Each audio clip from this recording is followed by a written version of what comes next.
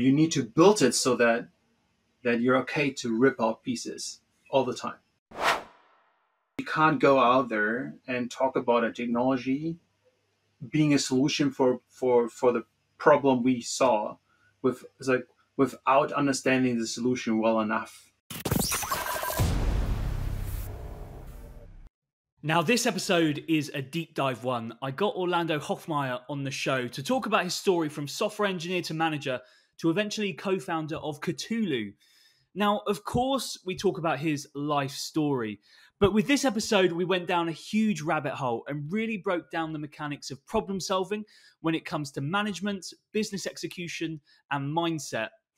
And from all this, I really got a sense of his values that have made him the successful co-founder he is today. For someone like myself who has their own venture that they want to grow and explore other ventures, it really got me thinking. And I hope it gets you thinking as well. So, without further ado, I'm Alex Bloisey, and this is the Building Our World podcast. Okay, Orlando, welcome to the show. Thank you so much for coming on. I wanted to cut right to it. Obviously, you are a software engineer turned co-founder. Now, when you were coming up, when you were young, maybe at school, was being a co-founder something that you were always going to do, or was it something that sort of developed and happened gradually? It wasn't. So I wasn't one of those children kind of thinking or dreaming of becoming a founder eventually, or it's like I did like Dagobert Duck though, but it's like he isn't a founder type of person. But it's like I think thinking about that, I really liked more the figures, and so like pictured myself as an inventor, as someone kind of building things. Mm-hmm. And I think that's also what really drives me. It's like building things and kind of being it's like kind of just be super curious about what's out there. Yeah, and learning new things. Is that sort of what tied into you starting off as a software engineer? Did that sort of tie in that ambition? I think I learned software engineering because I was super curious. It's like me becoming a software engineer and kind of building a career, and on top of that, also really just happened. It just happened, honestly. It's like I already kind of was somewhat good with computers, but I moved out of like 17 into my own flat, and now I needed to earn a living really, and was fortunate enough to be able to, while being in school, work for this advertising agency and earn enough to pay rent and all that. And in that transition, it's like I started doing more and more software engineering. So I initially did everything from like little Photoshop and banners and whatnot to programming, and then it became more and more programming. And doing more and more programming kind of required me to look deeper into how to do it properly. What's the design principles behind it? And they're actually not so far away from, I would argue, good visual design, where it's also about simplicity and structure and how you organize things. Yeah. So would you say a self-taught engineer then? Yeah, I would absolutely picture myself as a self-taught one. Interesting, because I had someone on the podcast a few episodes ago, and we were talking about like whether you need a computer science degree, because there's all these boot camps now, and there's a lot of obviously self-taught engineers. Yeah. I don't know what your take on it is as a self-taught engineer. If you look back now, do you wish you had that computer science degree background, or do you think everything happened for the best in the end? I think it's like given all the folks that I've trained, they were studied computer scientists. I think no, it wasn't a problem that I didn't go for it. I think I filled all those gaps eventually. I think the difference is that when and how I filled those gaps is different, and also what's different is that kind of my peer group, kind of the folks that you learn with, that you kind of keep relations with. I think I never had that, and that was, especially in the beginning, doing freelance work, was somewhat difficult because it's like my friends, none of them were software engineers nor freelancers. They were in school. And I think that was tricky. That was one of those times where I kind of wish that I had studied, because I think that would give you kind of support group almost. Yeah. Um, So with this, when you were like 17, 18, yeah, freelancing, still right, yeah, learning yeah, yeah, and learning the trade. So yeah. would you literally take on jobs and be learning how to code like on the job or how to deliver a project? Well, no, it's like I would argue that when for these jobs that I took on, I knew what I needed to know to do them. I think for some of them, so like I definitely learned how to do better while doing it. Um, Also in the exchange with other folks, because I was super lucky. It's like I think I can't stress this enough, that I think luck is a huge factor in growing one's career. It's like it's not it's not only because I worked hard, but it's like I worked on projects in rather small advertising agencies that for global companies, and it was usually more than me working on those, Hmm. and that always provided an opportunity to learn from other people, and to kind of get these kind of nags or like comments that help one to actually improve. Yeah. Or someone is kind of challenging an idea or a thought. Yeah. So what sort of programming languages were you using in the early days? What was your Initially, I was doing Flash programming with ActionScript, and that Flash? yeah, it's like I'm old. um, yeah, so I did lots of Flash, and that also kind of eased me into proper programming, and also was interesting because I early on had this mixture of like object oriented programming and Hmm. function programming, and I think that later that really kind of helped me adapt to different paradigms coming up or different ideas coming up. Hmm. And also as well, because there's a lot of software engineers listen to this, or maybe even aspiring software engineers as well. So if you are sort of day dot, because the one thing, and again, I think I mentioned this on the podcast before, like software engineering now is almost being glamorized. There's these 3-month courses where if you complete it, you can earn X amount and have an amazing lucrative career, work from anywhere, all that sort of stuff. That's really Mm-hmm. popping up a lot now, and it's almost the new crypto trade or the new forex course where get rich quick, Mm-hmm. which I find quite funny, to be honest, because I know how hard software engineers work, and how long it takes to really master your skills. So what advice would you give to whether they're aspiring software engineers or people just starting out learning their trade? Mm, I think the the probably the most general advice is the skill you really need to, like the two things you really need to master in the beginning is learning. So you need to figure out how do you learn. It's like what's Mm, your take on learning and how do you kind of continue doing that, because you're never ever done. So I think that's the first thing as a software engineer. If you stop learning new stuff, you're out. yeah. It's a fast moving field, and you need to be able to move with the field and the requirements. I think the other part is don't worry about frameworks, libraries, and languages. Um, I think the probably the most critical second thing to learning is being able to chunk large problems into smaller ones, like making things uh, solvable. Because usually you're presented with rather large problems, and if you just take them as is, you're lost. Yep. So it's like this ability to kind of chunk into smaller, manageable pieces, I think is the second most important skill. And that's also where I would argue it's super close to visual design, user experience design, all that is really about kind of splitting larger problems into smaller ones and kind Mm, of having this map of how things relate to one another. mm. Yeah, it's a process, isn't it? It's a Yeah, process, but the big picture can be very daunting, whether that be your craft in software engineering or which I'm sure we'll come on to building building a business. So you got into the jobs market, you were freelancing. What happened after that? Sort of, 20 early 20s, and how did that progress for you? Well, it's like eventually a headhunter called, and he was really good at his job and convinced me to take on a full time job.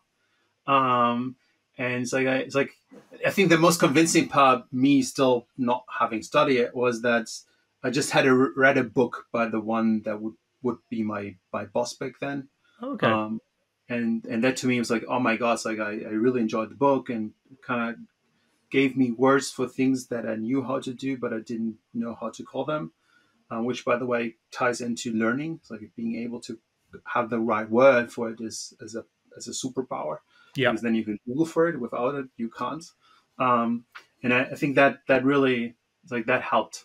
That helped, and then it's like that was to me the reason to take on that job. And it's like I think what also was interesting in that, and I think it was in hindsight, it was a super clever decision. um, was it helped me try things I couldn't try as a freelancer because I wasn't part of a team. I was augmenting a team, helping a team, or I was the one that was given the cool stuff while others were maintaining what other freelancers before me had done.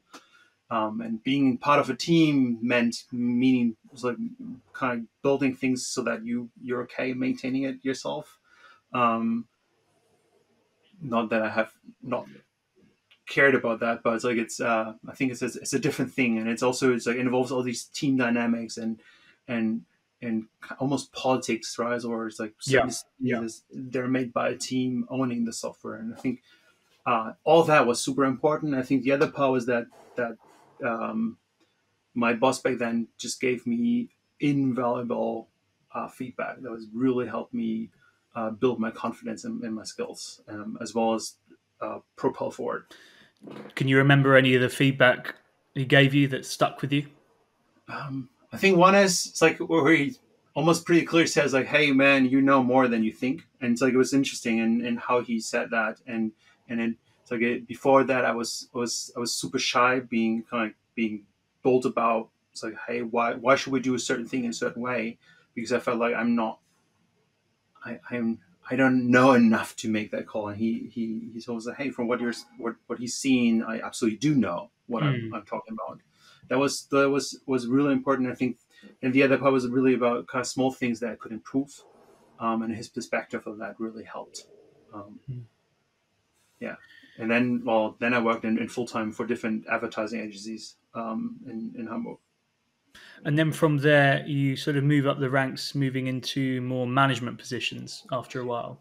Yeah, yeah. It's like it started. It actually started at that company back then. With that, it's like me kind of growing this confidence that I actually know what I'm talking about, Yeah. and honing this, and it's like really pushing forward and pushing the boundaries of what I know and kind of learning and learning. Um, I took on this role of it's like we called it a domain coach, someone coaching technical coach for a domain of topics, and kind of helped other people, and I really enjoyed teaching.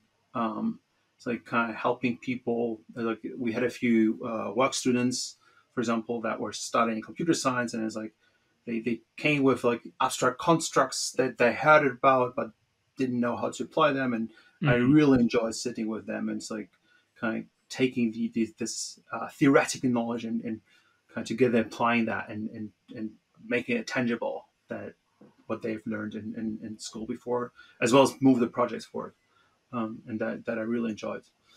And then I switched advertising agencies, and there eventually kind of continued this coaching, as well as kind of growing into so we called it Dev Studio Head. So like it's basically a manager for a group of people within the advertising agency.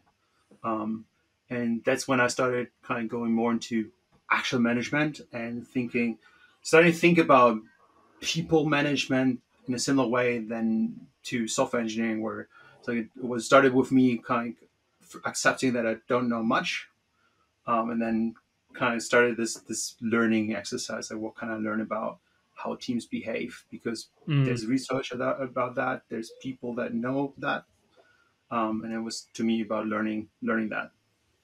So again, just viewing it as a process, as a big chunk. Yeah, it's a big problem. You kind of need to chop Mm. it into small pieces and try to understand. Also, try to understand what you need to know now and what maybe is okay not knowing now. Mm. What is fine to be able to do later. I don't know. It's like stuff like, I don't know, approving vacation for holidays. Where I was like, it's like there's some tool to me. It was like it wasn't an important problem. I was like, I eventually had someone help me figure out this tool, Yep. but it wasn't something I.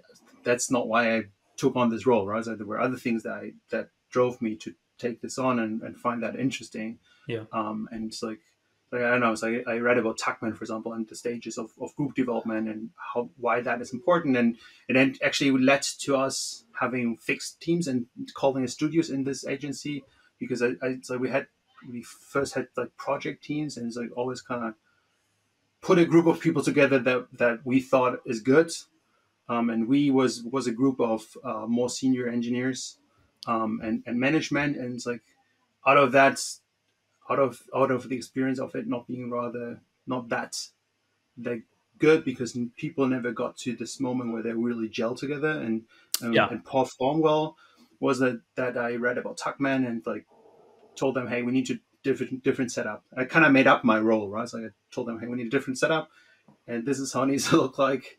And I worked with the CTO there to design that, um, and then we had this idea of dev studios and made that uh, a Perfect. reality.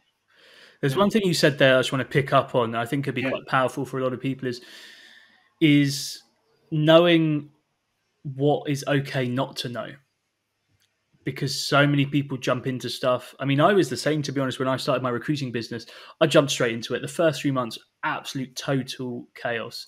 Thought I needed hmm to know everything, and actually looking back, there's only a few things I needed to know and to execute on, really, really well. yeah. Obviously, it's easier with hindsight. Yeah, I think I kind of implied that when saying chunking a problem into smaller Mm, ones, and it's about knowing you need to solve right now, or what other things you can solve later, or get a solution for. Right, so you there are plenty of things you can actually buy out there that solve your problem, right? yeah, Or you can get help from someone else to solve that, and it applies both to business problems as well as software engineering problems, or probably all problems there yeah. are that like you're not the first one having then, and it's like yeah, there's often solutions you can bring in from the outside. You don't need to do it all yourself, and you don't need to do it all once. That is so true, and that's something I've definitely learned over the years. Yeah, I was always one that I thought I could just do it all on my own. Almost not even asking other people, just yeah. learning. Almost wanted to make the mistakes and learn from them, but that's just so I actually inefficient. I would comment on that though, that I still want to do it all myself. It's like Mm, it's I think it's there's still that part of me that wants to know how to do it and try it out. yep, And every now and then I do allow myself to do it, even though I could buy a solution or have someone do it for me, um, simply to go through the experience. yeah. So it's like, I'm not saying that you should delegate this all away, because you're also not going for the experience of doing it, which I think is worth something. But that's a trade off you need to make consciously. I think that's more to it. Absolutely. I wanted to move on to Katulu, your Yeah, business, where you are a co-founder. So we talked about how you progressed software engineering into management. So let's talk about how Katulu started and your involvement in that. I'd love to hear how this idea came about and how you jumped in. yeah. Well, I actually joined Katulu as a head of engineering, and the goal back then was to build a product out of the project business that Katulu uh, was doing back then, and it was mainly kind of to have a platform for industry IoT solutions. And it's like super kind of broken down. You have sensors generating data. You want to get them into the clouds and do something meaningful with it.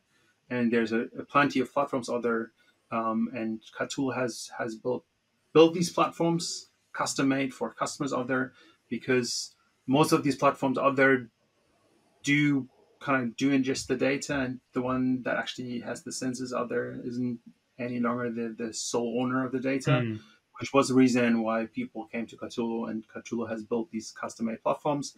And that was the initial idea. Let's build, we call it the industry operating system. So yeah. something that can actually do that in a way that is cloud agnostic and data sovereignty is guaranteed, and the data resides with who's owning the platform, Okay. not us, not AWS, not any of the other big players. Mm. So if we break that down again, then and again, it's a process. So you had this hypothesis, and I'm guessing obviously you had meetings about it. So what's Yeah, is actually, it's like on that. It's like it's like that's what was hired for. Right? Like that's oh, what we okay. started, and then it's like from there, there was a moment when it's like we had a meeting where it's like we had this. It's like it was about 6-7 months in the company. In that time we've developed the detailed concept how it needs to look like and built the first prototype. That actually but it was a pretty cool prototype with like you had a visual editor to map out data pipelines and all that. But there was a moment where it's like, hey, why? It's like if our customers come to us because they don't want their data with AWS. They don't want AWS own their data or Siemens or Mm, whoever platform they use. Why are their customers, so the customers of our customers, why do they want to give their data to them? And in that meeting it was like, okay, so if they don't want the data, and it's like if no one wants to give their data away, it's like then you don't need a platform to store data. And mm, then the second question is, okay, why do we need this data in the first place? Why are we collecting it? And I don't know how exactly we came. It's like I don't know exactly how we came to this, but it was like it was one of these moments where it's like, hey, there's actually a solution for that. We capture the data because we want to derive insights from it. So we want to apply some form of machine learning to have an insight to act on that, because only then you have information, right? Before you have data, it's worthless basically. So you want that information you can use to I don't so- know, improve production or whatnot. okay. So you make sure it's decentralized in And simple terms. that's the moment where it's like, okay, so actually we need a different solution. We don't want the data. Our customers don't get the data. It's like we need to. No one is giving away their data. So how do we solve this? And that's when we pivoted from the original idea of the product and built a totally different one, which Mm, is what we're doing right now. It's a solution, a distributed machine learning solution, um, where the process or the machine learning configuration is called federated learning, coined by Google. It's what Google and Apple use to do, for example, this next word prediction. If you type on your keyboard and it tells you what of the next, what 3 words you might want to type, that's trained using federated learning, and it's trained on your phone because they don't want to know your passwords or love letters or what else, right? It's like, and that technology we take and move that into a different field, and into the field of manufacturing, really, because there again we have this problem. There's lots and lots of data, and and people don't want to share it because either there's business secrets related to it or yeah. there's personal data in it, and they're not allowed to. Okay. Um, So yeah, in terms of, I'm just conscious to keep this simple. yeah, More for me, to be honest. I'm sure the listeners are much more intelligent than myself. So you had this hypothesis then, and you pivoted to this kind of decentralized way of storing yeah, your yeah, customers' data. So in business, you have a hypothesis, and now you need to conduct an experiment to basically prove your hypothesis. Usually, yeah. you've got to do that experiment in the cheapest way because that's Yes. you're not flush with capital at that stage. So I'd love to know a bit more about that process. How are you now going about trying to prove or disprove, I suppose, this hypothesis at that stage? Well, we actually did two things. One is we kind of went back to all the interviews and everything we had learned and done for the original product, and check that for any hints towards people willingness to share data. And then we also kind of started talking with people. So, hey, how about suppose we don't need your data and we could solve it like that? Would you be interested in that? And then um, we went into deep dive, better understanding the technology and what other solutions are there, and built an initial version of a website advertising that and kind of see whether that sticks. So basically, lots and lots of things out of the lean startup playbook, right? It's like, Mm. okay, it's like what is described there is like how can we apply that into what we have and what we can do. Mm. So did you approach it? Because again, there's budding entrepreneurs probably listening to this, maybe not even tech focused, and some just want to jump in, build a fancy website, give the company a name, and go from there. Um, Sometimes not the best way. So did you kind of build the back end of the solution and how it works in We practice? did lots of things in parallel, and part Okay. of that was was also we can't go out there and talk about a technology being a solution for the problem we saw with it's like without understanding the solution well enough Mm. that we can apply that. So we needed to learn more about the solution to kind of verify that against what we've learned so far about the problem while verifying the problem. So it was kind of like it was a multifaceted game. So we needed to verify that we understand the problem well enough, and it's actually in fact a problem, and that others see that problem too, not just us, not just in that one meeting we had where Yeah. it's like yeah, actually data is the problem. um, and then also while doing that, improve on our understanding of that technology and whether that actually would solve it, and also whether it's applicable, right? So can we take what Apple and Google did Yeah. for the phones and actually apply it to manufacturing? Okay. So let me just jump in and clarify there. So you were almost working out if you could actually build a solution whilst also verifying if people wanted that Whether solution. we would, Okay. In parallel. Interesting. yeah. Really, really interesting. Okay. Now, as obviously the technical one, how's it deliberated in terms of the senior team? Who is in charge of what, and how did that work in practice in terms of delegating tasks and coming together? Because you can't be all over everything. Each person's got to have a certain area of responsibility, but it's all got Yeah, to so net. I think there was different stages in it. So there was an initial stage um, in which I didn't delegate any of the work yet to anyone in the team because it wasn't ready to. Mm, So I needed to build enough understanding to know what to delegate to whom and what the question even is. Right? It's like initially we were really kind of at this point there was this understanding of data being a problem, and we still wanted to generate insights from it, and federated learning may be the solution, but that it was an initial thought. It wasn't kind of ready to be shared with anyone really. yeah. So initially, it just went down and read through a crazy amount of papers and things that I could basically everything I could find on that topic. And then I think then we started kind of increasing the group of people. Where it's like after the initial feeling, okay, that actually may be it. That maybe be a solution, and we took on people also to kind of challenge their thinking so far, and then help with evaluating things. Mm, And that's when we started actually trying things out. It's like building like tiny POCs, always about like 3 days of what not work, kind of seeing how does that work? Does it work? What's the pros and cons of different solutions to the same problem? Um, and yeah, it's like that's when we brought in people, so from the team to help with yep. that. Um, as well as I started kind of talking with folks in the broader network Yeah. that had some experience in that area, or it's like in related topics and could kind of challenge the thinking. At this point, did you know your target market?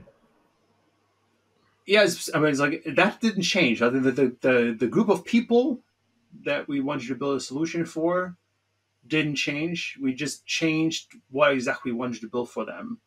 Because initially it was manufacturing companies wanting to build their own platform, um, for the same, or for wanting to have control over the data and being the sole owner, and we came to federated learning because we thought that okay, so if you want that, it's like I mean, let's say you want that, right? It's like Mm, for a recruiting solution, yeah. why don't the people that you work for want that too? So why don't they want privacy too? It's like, Yeah. why, if you want it, why don't they too? That was like that's the baseline hypothesis, right? It's like, if you want control over that, why do you think your customers don't?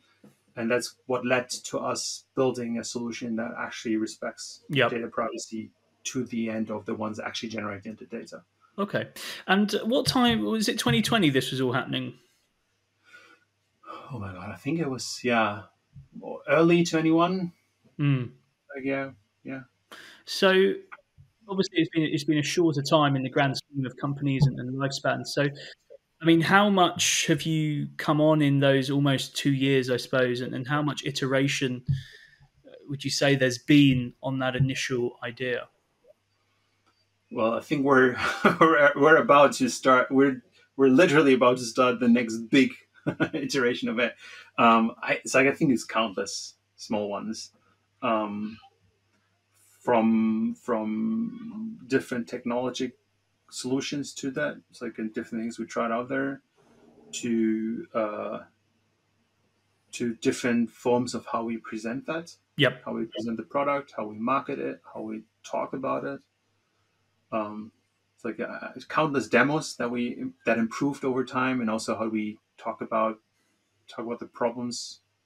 I think that, and I feel like we're still not there. It's like I feel like there's still room to improvement.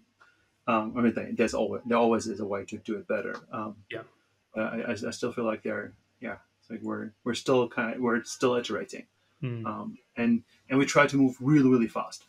So it's like, um, we're setting up these, so we call adventures, or adventures, where it says like, this is something we believe we want to achieve.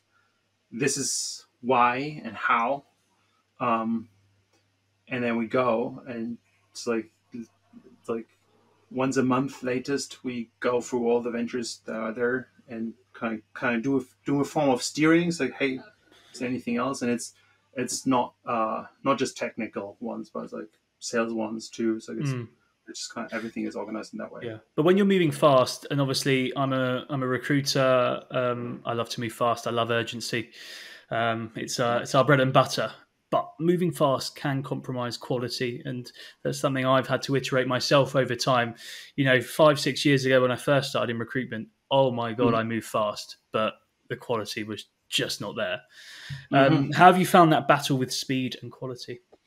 Well, I think, it's a question of, whether you build for it, right? So it's like I think if you try to move really, really fast, and it's like, to take a metaphor, it's like, let's say you want to build a house really, really fast, and you don't know how exactly the upper floors are going to look like. You probably shouldn't start with the most heaviest, strongest, solid foundation, because you most probably will learn that you need a different foundation when you start thinking about the upper levels, right? Like, Mm. because maybe they need a different support structure or whatnot. So you need to build it so that you're okay to rip out pieces all the time. I think it's you in some ways, it needs to be fragile, as in, it's like, or adaptable. Adaptable is probably the better word. Yeah. To not fall apart, to not be fragile. I think that's it. Like, it needs to be adaptable, or, agile. I hate that word. So that you can change it how you need it, without falling apart, without being fragile. Mm. Um, So is it a and I case of think, like, sorry to, I don't know if I yeah, go misunderstood, ahead. but No, no. the almost don't build something too sophisticated at the start in case you do have to rip it out. Yeah, not too sophisticated. Not, it's like often not feature complete. It's like, Yeah, don't do it all. It's like, yeah, do one thing you need to prove that it works end to end, and then prove that it works end to end. And if it doesn't, throw it away. yeah. It's like, and I mean that it's like, I think that's also one of the core ideas behind agile and sprints that often Mm. is not understood well. It Yeah. is about shortening the time to go through a cycle, to learn whether you want to keep it or not, Mm. whether you want to build on top of it or not, Mm. not to, I don't know, build a feature after feature and never throw them away. Yeah. It's like you want to reduce the cycle time to not throw that much away, but you want to Yeah. definitely throw stuff away. Otherwise, you're not learning. You're Is that just hard kind of though? piling on top. Is that hard? Like, especially if someone in your team's built something, and even as a founder, if you've built something, you could get emotionally attached to an idea, a feature, a product. Um, I think I think that's every now easier and then said we than have done. like we all have these moments where like, oh my Mm, god, so I really like that, but we don't need it. yeah, it's almost like a It, ruthlessness, isn't it? Ruthless. yeah, I think it. Yeah, but I think I would argue as a team, there's really just no hard feelings. Whereas like we're all okay with it. Yeah. So yeah. So we had a few moments where it's like where we kind of felt like, oh, that's weird because like it was, I don't know, there's two people working it longer than we initially thought, and it's like, and then we still decide, yeah, but actually it doesn't fit, it doesn't work the way it's supposed to, or Mm. yeah. Well, you even see this with like massive, massive companies. The amount of times, I mean, I think I saw something on LinkedIn the other day about Google or Amazon's and how many failed products they've had that have gone to market to millions of people and then they end up scrapping it after a few months. Yeah, So I like suppose Google it's that, Plus, but on a you larger example, scale. yeah, yeah. Hmm. Interesting. It never stops the iteration and chucking stuff out.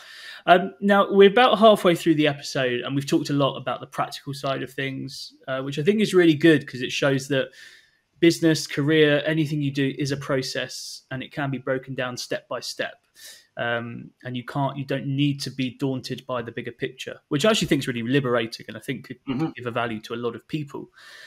All that though is easier said than done, and we're all human beings, including yourself. And when you started, when you joined in the vision at Katulu, I know you're a family man as well. Being a founder at an early stage bootstrapped company can be difficult and stressful. So, how have the last couple of years been for you personally? Psychologically, emotionally, and how has that changed since you've embarked on this journey? Well, I mean, I would argue the last few years have been tough on most people with Mm, the pandemic, now the war. It's like we have a climate crisis looming. I think there's plenty of things to worry about. Um, I think though it's like I think I'm most of the times I realize like, okay, it's like let's let's not spend too much time about like saying it's like how bad things are, and talking about all the problems there, but rather spend time on solving them. It's like, okay, it's like, all mm, right, things are shit. How do we make it better? It's like, what do we do, to actually move forward, no matter the area, right? It's like, and I think with this attitude, um, it's like there's a deep trust, and I don't know where I'm taking that from, but there's a deep trust that I have in my abilities and the abilities of the folks around me to be able to take on whatever comes mm, our way and solve that. And including doing my part in making this world a tiny bit better. mm. And I Absolutely. think with that, it's I don't know, it's like it doesn't feel like it doesn't feel any more crazy becoming a founder than all the other things I've done. I think Mm, the only thing that I really don't like about it, or that kind of really kind of rubs me the wrong way, is all the paperwork that's involved with it, yeah. because I'm really bad at that. I don't. I feel like it's mundane, and I can't automate it, and it's like Mm, that. I don't like that kind of work. But the rest of it is really like more of a challenge. yeah. I agree, and definitely that's the solution to the problem. But there must have been days or like a few days Oh, where absolutely. you've been absolutely, there, beaten up. there's always it's like, but I think that's that not that. I think it's not totally new, but there's absolutely moments where it's like I was worrying, and I'm still worrying. It's like, oh my god, so did we bet on the right thing? Is this really the right solution? Um, is the market ready for it? Um, all these things, like, is the team okay with it? It's like, again, talking about is like throwing things out the window. It's like, even though I know that most of the times, or all the times till now, they've been okay. No one kind of wanted to throw Mm. me out the window after we made a decision to not Mm. move forward with something. Um, I still worry. It's like if I don't, then it's like then I don't think about. I don't think that I would then think about enough about the kind of consequence of it. I think Bill Gates calls that productive paranoia, and I think Mm. there's a something to it when it's like worrying about things or being paranoid about things can be super productive if you keep up this, okay, and we're going to solve that, like there I trust in our ability to solve it, Mm. because then it alerts you to the things that are important to take care of or things that could go wrong, um, without being without kind of getting to this point where you don't move anymore because you're Yeah. so worried. And I think that's the danger. The actual danger is that you don't get to do anything because you're too worried to do something, Yeah. to It's to that. make a mistake, right? Well, stress is evolutionary, isn't it? We get stressed because to survive, and Yeah, it yeah, yeah, pumps us into action. yeah, But I think what maybe, and maybe this is where we're not as evolved, is that when we do get stressed about something. So for me, it might be about, there's a lot of layoffs at the moment. There's a lot of hiring freezes. So I think, oh, what happens if my top 5 clients all lay people off and do hiring freezes? And that's obviously a worry, and it's something I need to be worried about. But it alerts yeah, me to the solution, and then I work out a solution to that problem. But the issue I think, and the constant battle for myself, and I'm guessing for other business owners, is knowing when that worrying isn't productive. So yeah, yeah. So you're absolutely in this risk to get in this yeah, fight or flight moment where it's like yeah, your brain isn't working in any meaningful, rational way, and yeah, it's like you're just overwhelmed with the yeah. feeling, oh my god, yeah, And once you've dealt that's with the solution and sort of come up with a solution, you should theoretically stop worrying yeah, about it, because you go, right, yeah, I can't control that, but I've got this solution yeah. to mitigate something. But the human brain continues to worry, because I think that's just how we're wired. I'm not sure. Yeah, I think so. At least one way I follow trying to deal with it is a technique where you note that you basically note your thoughts. You to go about, so oh my, it's like, oh, that was a feeling. It's like I'm worried here. It's like that's a worry, Mm, or it's like kind of you, and that allows you to almost observe yourself yep. and kind of put pause on and get away from this this moment where your thoughts are kind of fueling the hormone reaction in your body, which is the thing you're actually feeling when you're afraid, right? It's like it's a physical reaction, and if Yeah. you kind of you allow yourself to kind of put pause, stop fueling that by your thoughts being worried, then you don't feel it. You kind of get out of the cycle of where your body and your brain kind of are in this loop, and a Yeah. feedback loop where it's really hard to get out of it. Yeah. And it's at least one of the things I do to kind of try to allow myself to get to a point where I can think about it Yeah. rationally.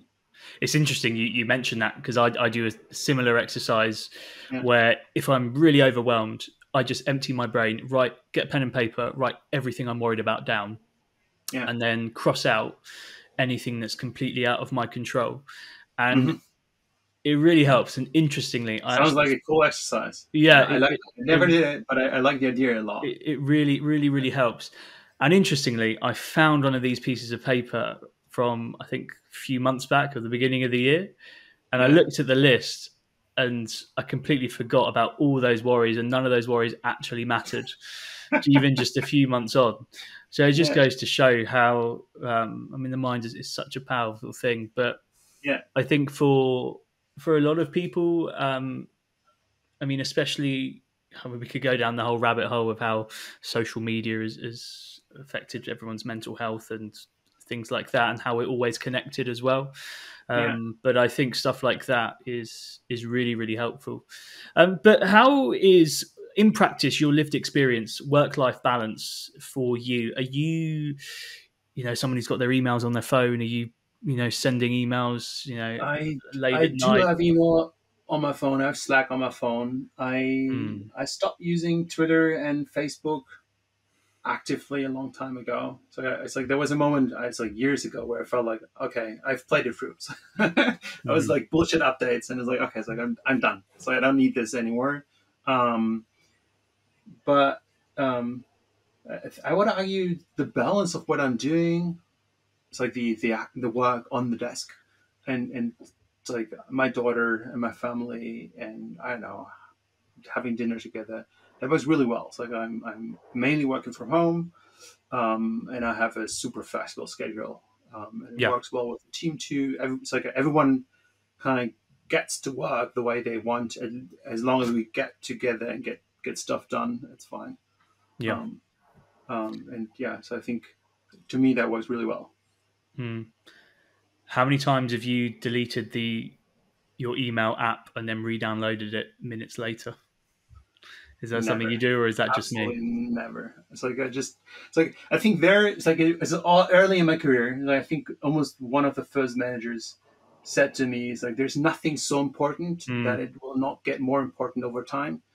So if you don't attend it, no one's calling you. It's fine." It's like Yeah. so. Since then, I don't worry about red bubbles next to emails. It's like, and if it's a growing number, it's like if it's really really important, someone will call me. Otherwise, Yeah. I attend what I'm doing right now and want to do and focus on that and don't let myself distract from that. Mm. Only because some notification came in. It's like if it's really important, I will start seeing more and more notifications, Yeah. and someone will call me. But I And think that's a real problem. Maybe so I'm 28 now, but even people younger than me, I think yeah, it's like an attention epidemic, and people my age and definitely younger, all they've known is that instant chat, instant messaging, and they've come back to everything straight away. And our attention is this way, that way, yeah, and it's absolutely a problem. But it's like um, I don't think it's necessarily a problem. It's like it's no more a problem of younger generations than it is a problem of older mm, generations, um, because it's mainly about learning how to filter, and then so also being okay to not being on top of everything. Um, I don't know where I read this, but there's there's there's a kind of an idea where there's a growth of, like, I think originally is about technology. Like you have exponential growth in technology and now ability to keep up with that. And then there's a point where technology goes faster than we can keep up. And mm, after that, you kind of talk about like the world after midnight. That's the crossing point where it's like technology is moving faster than we can keep up. And similar, that's with information and knowledge. There's so much new research and knowledge out there, including photos of dinner dishes and I don't know, it's like whatever people put on Instagram, right? um, and there's more and more and more of that, and it's like we're absolutely at a moment where you can't keep up with the amount of information and entertainment out there yeah, that you can consume all that. So we're also there after midnight, and I think it's about accepting that there's more than you can do. So instead of trying to attend to everything, pick the things you care about mm, and be okay about the things that you miss, because you're going to miss stuff. And that I think that to me is what this manager meant when he it's like so I think it was mainly about the emails and customers, what they want. But in general, it's like even there, it's like you get a customer email. If you don't respond immediately, what will happen? Nothing. Nothing bad. If it's really urgent, they will call. yep, Otherwise, it's probably fine if you reply a day later or two or three. Again, nothing bad will happen. If you only get to it 3 days later, so be it. Um, absolutely, because you probably had something more important to do before. And I think it's like that's I think it's the habits of effective humans, where it's about kind of figuring out what the important and urgent things, and don't worry too much about the just mm. urgent things because well they're just urgent, they're not important. Wise words, Orlando. Wise words indeed. Before we wrap up, I wanted Yeah. to ask about your future. What does the future look for yourself, the business, and yeah, when you look back after it's all said and done, what would you have liked to Well, have achieved? obviously we built the world leading platform for privacy preserving knowledge generation, and help move to a more sustainable world. Um, and then I think then I can be then I would look back on that, being proud of being a part of that journey, and having done a tiny thing to improve this planet.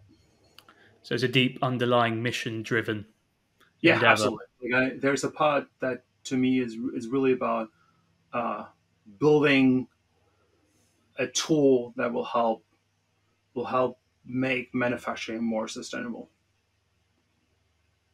Perfect. Well, Orlando, that was a fantastic conversation. I love how we really, really got into that one. So we'll end it Yeah. there. But thank you so much for that. I really, really enjoyed it. Well, thanks for having me, and I enjoyed it too. So I think we derailed a bit, but The best ones I always liked do. it. The best ones always do. Thank you, Orlando. Thank you so much for listening to the Building Our World podcast. Every view, stream, and download is massively appreciated. If you're new here, then please go back through the catalogue. There's some great gems from some of the brightest and the best in Berlin tech. And if you really like what you hear, then please do hit that follow and subscribe button. That's it for now, but until next time, goodbye.